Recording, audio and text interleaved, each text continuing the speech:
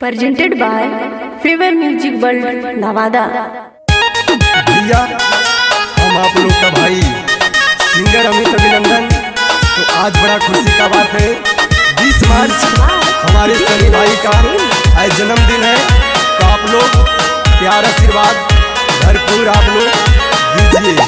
Happy birthday सनी भाई, happy birthday Sunny बाबू।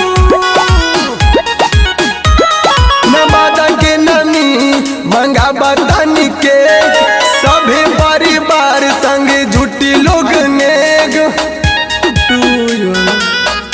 Happy birthday Nawada के नमी मंगा बतानी के सभी परिवार लोग झूठी सभी नेग। हैप्पी बर्थडे लिखे कमरा में साटल जाई, हैप्पी बर्थडे लिखे कमरा में साटल जाई। सनी भाई के बधाई खूबे बाटल जाई, सनी भाई के बधाई खूबे बाटल जाई। चॉकलेट केक महफिल में काटल जाई, चॉकलेट केक महफिल में काटल जाई। Happy birthday, happy birthday to you, happy birthday to you, happy birthday to you, happy birthday Sunny बाबू।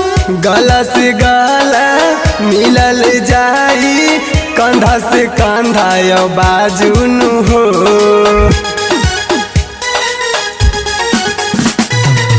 गला से गला मिलल जाई, कंधा से कंधा यो बाजुन हो। पढ़ लिख के बबुआ महान बनी हो, दुनिया यो नममा जहान जानी हो। हंसी खुशी में केहू के ना डांटल जाई, हंसी खुशी में केहू के ना डांटल जाई। सनी भाई के बधाई खूबे बाटल जाई, सनी भाई के बधाई खूबे बाटल जाई।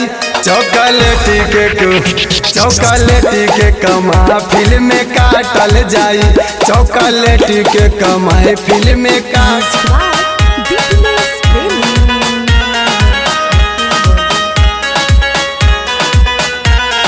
Happy birthday, happy birthday, happy birthday to you, happy birthday Sunny बाबू।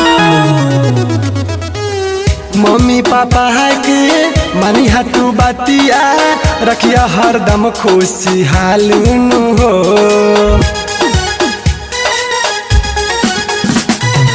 सब कुछ करी हा, पढ़ के तू रही हा, पूरा कमैया अब नामुन हो। टिंकू यो पूरा इतिहास लिखी है, अमित पिंटू इतिहास लिखी है। अरे कुंदन सोनू के बोलावल जाई, अरे मुकेश शिवम के बोलावल जाई। चॉकलेट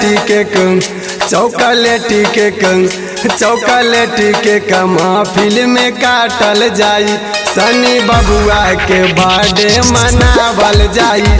चॉकलेट केक महफिल में काटल जाई, सनी बबुआ। Recording by Fever Music World